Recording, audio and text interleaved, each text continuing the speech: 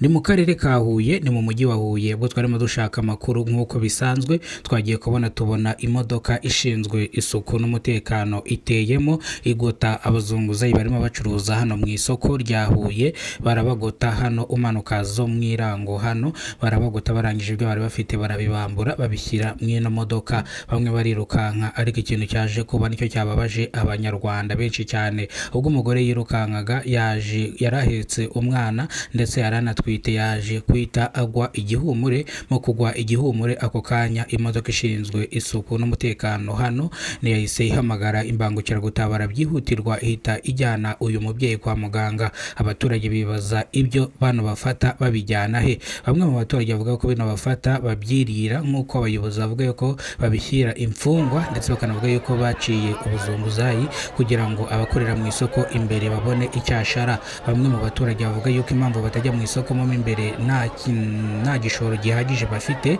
bityo rero batajya mu isoko mo imbere ngo bacuruze ubusa. Bavuga yuko ibitaro byo mu isoko bihenze, kimwe usanga gihagaze 70,000 ku kwezi, kandi ugasanga igishoro bafite kingana n'ibihumbi 10 by'amafaranga y'u Rwanda, bigatuma bajya kurangura avoka bakazizana bakazizunguza kugira ngo abana babo babone uko barya. Abaturage mu gahinda kenshi twifuje kubaza abangaba batwaye ibi by'abaturage bazunguzaga. Bavuga yuko ubuzunguzayi bwaciwe, bino basanzwe babikora ibyo bari gucuruza bakabijyana bakabishyira imfungwa. Bamwe mu baturage bavuga ko bino batabishyira imfungwa, ahubwo babyirira, cyangwa bamwe bakabihereza abagore babo, bamwe mu banyerondo bakabihereza abagore babo nabo bakajya kubizunguza.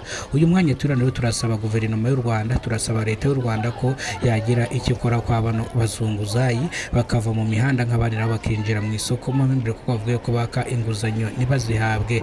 Umuyobozi yagerageje kuvuga yuko nk'uyu muzunguzayi yegereye banki akayibwira ibyo ashaka gukora, imigani imigambi uko azajya agenda yishyura, banki yamuhereza amafaranga, bityo rero ntajye kuzunguza ngo azajya afatwa ibintu byiwe babijyane. Bamwe mu bayobozi bavuga yuko ibijyanye no kuzunguza hanze y'isoko bituma abakoreramo imbere babura amafaranga, kandi ikindi baba barishyuye ibitara bakishyura bibahenze, bityo rero abantu bazunguza iyo bacuruje inyuma ntago bajya babona abakiriya. Abo mu isoko mo imbere, kubera ko abazunguzayi ngo baba batangira makenya, abo mu isoko bahenda, bigatuma umuntu ari umugurira mu isoko asohoka mu isoko akajya kugurira hanze. Niyo mpamvu rero ibijyanye n'ubuzunguzayi byaciwe. Uzagerageza kuzunguza ndetse ibyo azaba ashunguje bizafatwa bimenwe, ibindi bijyanwe. Bityo rero nk'abanyarwanda mukwiye kumva yuko kuzunguza mukomba kubireka, ariko bamwe mu baturage bavuga yuko kureka kuzunguza ntago babyemera, kubera ko impamvu batareka kuzunguza